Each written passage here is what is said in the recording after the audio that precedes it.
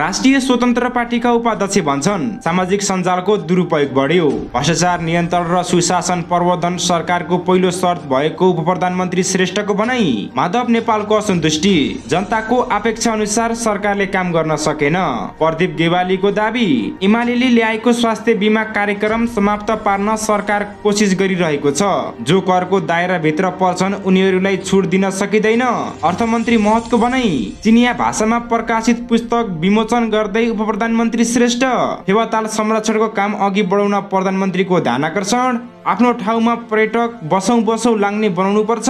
मन्त्री किरातीको भनाई। गगन थापाको प्रश्न, एउटै मान्छे 5-6 पटक प्रधानमन्त्री कुनै देशमा हुन्छ?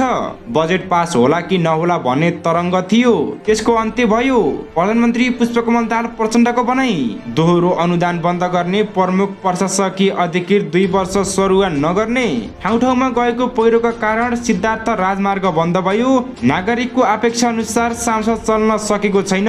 सभामुख घिमिरेको भनाई। दाङमा दलित भएको भन्दै कोठाबाट निकालेको आरोपमा घरबेटी पक्राउ। कोशीमा सरकार गठनको कसरत। रापरपाले विपक्षलाई समर्थन गर्ने संकेत। कांग्रेस बदल्न महामन्त्री पद त्याग गर्न तयार छु। गगन थापाको भनाई। संविधान र गणतन्त्र विरुद्ध फुर्तीफार्ती गर्नेका विरुद्ध समाजवादी मोर्चा बनेको हो। माधव नेपालको भनाई। दलहरूमा लोकतन्त्रको कमी भएको अग्नि सापकोटाको भनाई। मिन बहादुर गुरुङ सीआईबी को नियन्त्रणमा। हाटबटेनीको जनकपुर स्टोरमा ठेकिन सक्नुको भिड 3 बजे नै बन्द। मोगलिङ नारायणघाट सडक खण्ड पुनः सञ्चालनमा आयो। पछिल्लो समय बाढी पहिरोले कुन ठाउँमा कति क्षति भयो त? यस विषयवस्तु लगायत अन्य महत्त्वपूर्ण समाचारहरू आजकै भिडियोमा।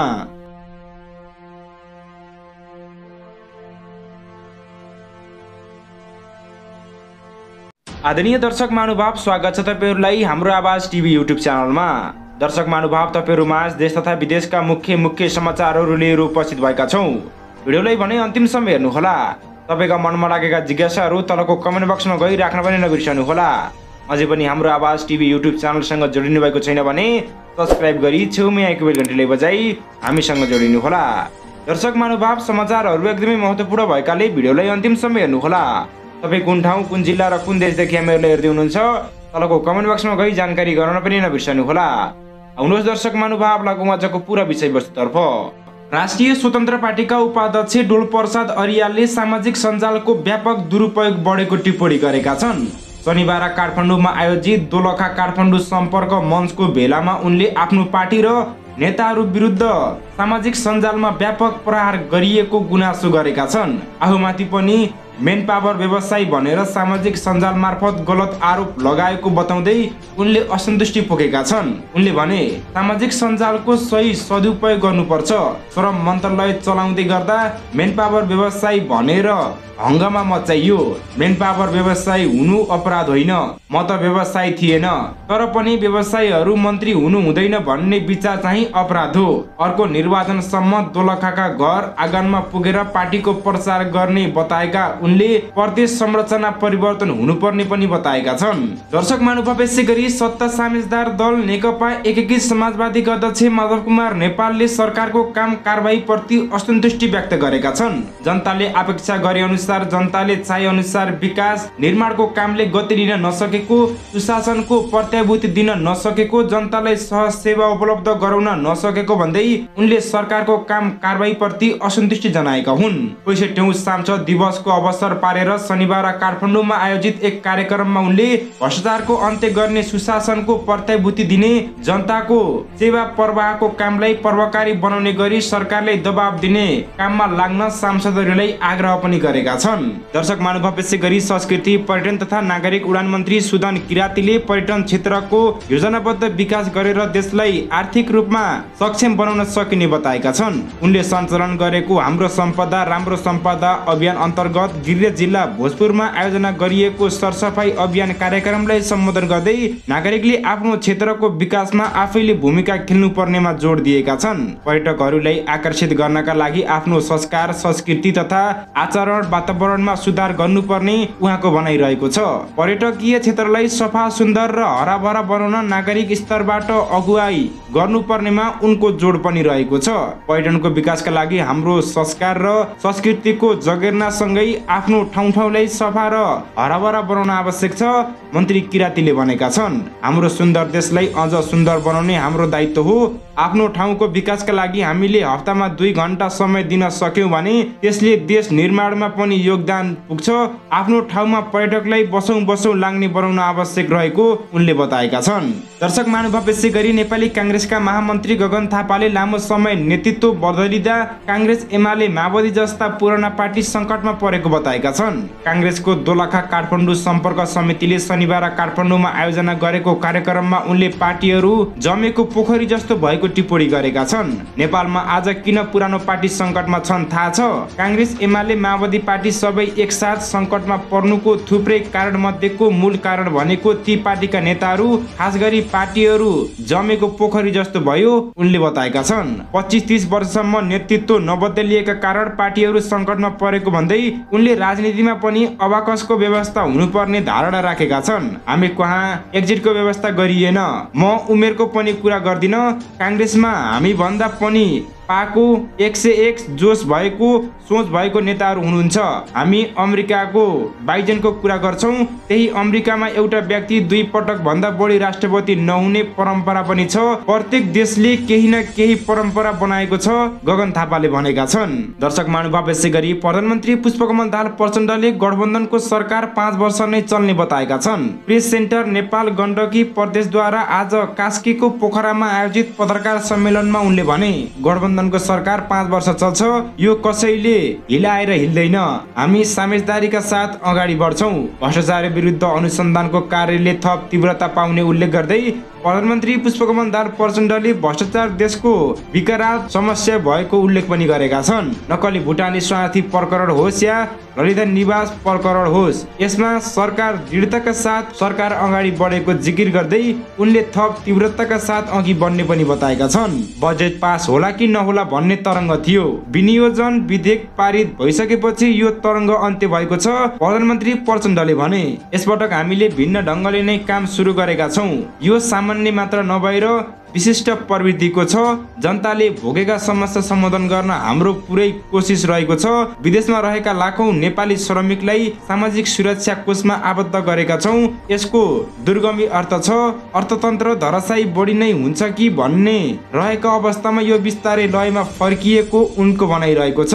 यसपटकको भारत भ्रमण ऐतिहासिक भएको उल्लेख गर्दै प्रधानमन्त्री प्रचण्डले राष्ट्रको हितमा भारतसँग धेरै महत्त्वपूर्ण साझेदारी भएको पनि बताएका छन्। भारतीय प्रधानमन्त्रीले आफै सीमा समस्या हल गरिन्छ भन्नु ठूलो विषय हो। यसअघि भारतका कार्यकारी प्रमुखले यसबारे बोलेका छैनन्, उनले बताएका छन्।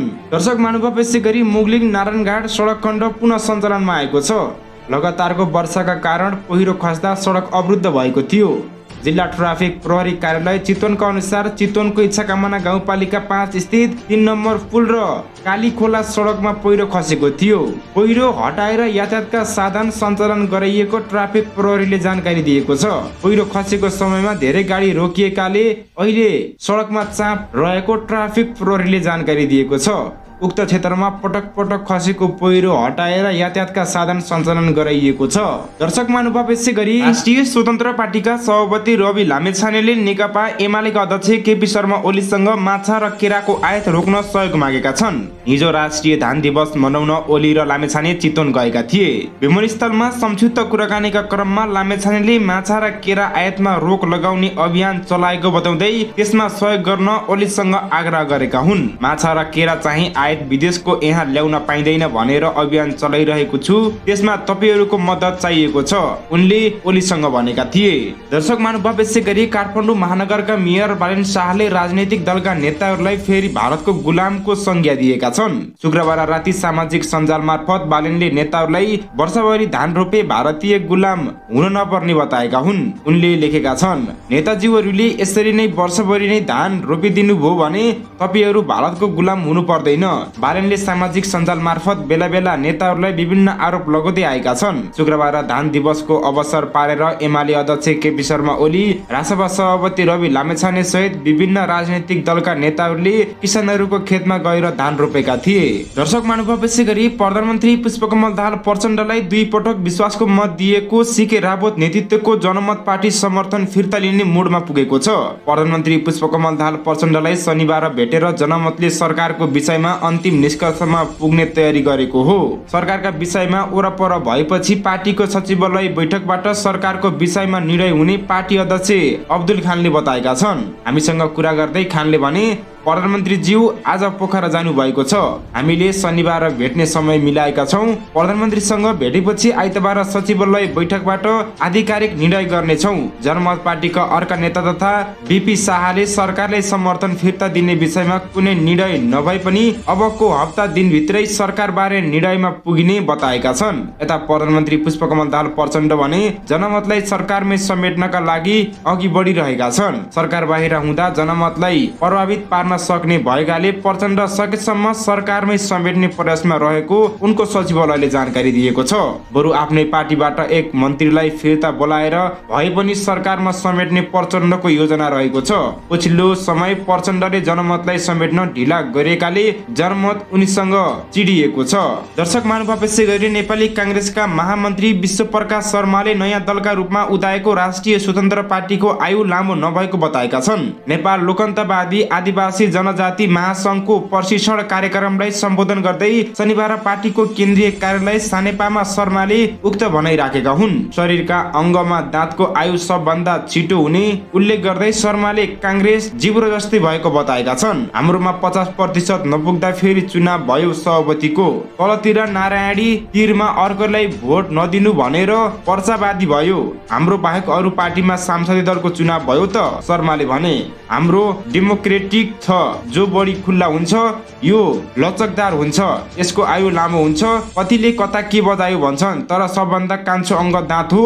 सबैभन्दा कान्छो आयु कसको हो? दाँतकै हो। सबभन्दा नरम जिब्रो हो, जिब्रोको आयु लामो हुन्छ, विश्वप्रकाश शर्माले भनेका छन्। दर्शक महानुभाव, यसै गरी नेपाली काङ्ग्रेसका महामन्त्री गगन थापाले सत्ता बाहिर बस्नुपर्छ भन्ने डरले काङ्ग्रेस 10 सिट भएका माधव नेपाललाई 1.5 वर्ष प्रधानमन्त्री मान्न समेत तयार हुने अवस्था आएको बताउँदै चिन्ता व्यक्त गरेका छन्। नेपाली काङ्ग्रेस दोलखा काठमाडौँ सम्पर्क समितिको पहिलो अधिवेशनलाई सम्बोधन गर्दै महामन्त्री थापाले अबको नीति अधिवेशनले सत्तामा जानका लागि विधिभन्दा बाहिर जे पनि गर्दैनौ भन्ने कुरा लिपिबद्ध हुनुपर्ने बताएका छन्। दर्शक महानुभाव, यसै गरी प्रधानमन्त्री पुष्पकमल दाहाल प्रचण्डले भ्रष्टाचार विरुद्ध अनुसन्धानको कार्यले थप तीव्रता पाउने बताउनु भएको छ। आज पोखरामा सञ्चारकर्मीसँग अन्तर्क्रिया दिँदै प्रधानमन्त्री पुष्पकमल दाहाल प्रचण्डले कुनै पनि प्रस्ताव र दबावमा भ्रष्टाचार विरुद्धका अनुसन्धान र काम कारबाही नरोकिने बताउनु भएको हो। नक्कली भुटानी शरणार्थी प्रकरण होस् वा ललिता निवास प्रकरण, यसमा सरकार दृढताका साथ अगाडि बढेको र थप तीव्रताका साथ अघि बढ्ने प्रचण्डको दाबी रहेको छ। भ्रष्टाचार देशको विकराल समस्या बन्दै गएकाले यसलाई हटाउन आफूले निकै मेहनत गरिरहेको प्रधानमन्त्री प्रचण्डको भनाइरहेको छ। अनुसन्धानमा प्रहरीलाई निष्पक्ष ढङ्गले काम गर्न दिएको र आवश्यक सहजीकरण भइरहेको प्रचण्डले बताउनु भएको छ। फरक प्रसङ्ग उहाँले धराशायी हुने चिन्ताबाट अर्थात् लयमा फर्किएको बताउनु भएको छ। आफ्नो भारत भ्रमण निकै सफल भएको दावी गर्दै प्रचण्डले छिटै चीन भ्रमण पनि हुने र त्यसको तयारी भइरहेको जानकारी पनि दिनुभएको छ। उहाँले गठबन्धनको सरकार 5 वर्ष चल्ने दावी गर्दै यो गठबन्धनलाई कसैले तोड्न नसक्ने पनि दावी गर्नु भएको छ। दर्शक महानुभाव, यसै गरी तिनौ नदीमा जल सतहको खतरा तह पार गरेको छ। बाढी बन्ने क्रममा रहेको छ। तिनौ जलधारमा थप वर्षा भइरहेको बाढी पूर्वानुमान महाशाखाले जानकारी दिएको छ। नदीको सतह बढ्दो क्रममा रहेकाले तिनौ नदीका तटीय क्षेत्र र आसपासमा डुबान हुन सक्ने महाशाखाले जनाएको छ। त्यसैले होचा स्थानमा हुनेहरूले दिउँसो 3 बजेसम्म उच्च सतर्कता अपनाउनु पर्ने महाशाखाले जानकारी दिएको छ। दर्शक महानुभाव, यसै गरी देशका केही स्थानमा आज बिहानदेखि भारी वर्षा भइरहेको छ। रूपन्देही, कपिलवस्तु, पाल्पा, नवलपरासी पूर्व र नवलपरासी पश्चिम र आसपासका क्षेत्रमा आज भारी वर्षा भइरहेको छ। यी जिल्ला र यसका आसपास भएर बहने ससाना नदीहरूमा जलसतह बढ्ने तथा केहीमा आकस्मिक बाढी आउने सम्भावना रहेको बाढी पूर्वानुमान महाशाखाले जानकारी दिएको छ। उक्त क्षेत्रका तटीय भूभागमा उच्च सतर्कता अपनाउन पनि महाशाखाले आग्रह गरेको छ। अहिले तीनौं नदीको जलसतह खतरा तहभन्दा माथि रहेको र आज खतरा तह माथि नै रहने पूर्वानुमान रहेको छ। देशका अन्य नदीहरूको बहाव बढ्दो अवस्थामा रहे पनि सतर्कता तहभन्दा तलै रहेको महाशाखाले जानकारी दिएको छ। दर्शक महानुभाव, यसै गरी प्रधानमन्त्री पुष्पकमल दाहाल प्रचण्डले नेपाल र भारत बीचको सीमा विवादको विषय आफूले भन्दा अगाडि भारतीय समक्ष नरेन्द्र मोदीले उठाएको बताएका छन्। पहिलो पटक भएको राष्ट्रिय मानवीय परिषदको बैठकपछि शनिबार पत्रकार सम्मेलनमा प्रधानमन्त्री प्रचण्डले भारत भ्रमणका क्रममा मोदीले नै सीमा विवादको विषय प्रवेश गराएको बताएका हुन्। छिमेकी देशको कार्यकारी प्रमुखले आफूले भन्दा पहिले नै सीमा विवादको कुरा उठाउनु खुसीको विषय र उपलब्धि रहेको उहाँको भनाइरहेको छ। दर्शक महानुभाव, यसै गरी नारायणघाट मुगलिन सडक खण्ड पुनः अवरुद्ध भएको छ।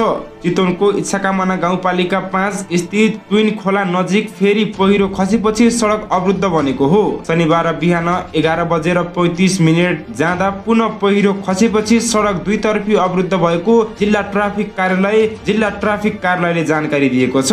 शनिबार बिहान 3:15 बजे सोही स्थानमा पहिरो खसेर सडक अवरुद्ध भएको, सडक सञ्चालन भएको केही बेरमा पुनः पहिरो खसेको र अवरुद्ध भएको जनाइएको हो। अहिले पहिरो पन्छाउने कार्य भइरहेको जिल्ला ट्राफिक प्रहरी कार्यालयले जानकारी दिएको छ। बिहिबार दिउँसो पनि सोही ठाउँमा पहिरो खसेर बन्द भएको सडक शुक्रबार बेलुकी 5 बजेदेखि खुलेको थियो। पहिरो झरेर सडक अवरुद्ध भइरहेको हुनाले उक्त स्थानमा अपरेटर सहितको मेसिन तैनात रहेको सडक डिभिजन कार्यालय भक्तपुरले जानकारी दिएको छ। दर्शक महानुभाव, तपाईहरु माझ नयाँ र फलोअप रिपोर्टको साथमा फेरि उपस्थित हुनेछौँ। त्यतिन्जेलसम्मको लागि बिदा हुन चाहन्छौँ। हस्, धन्यवाद।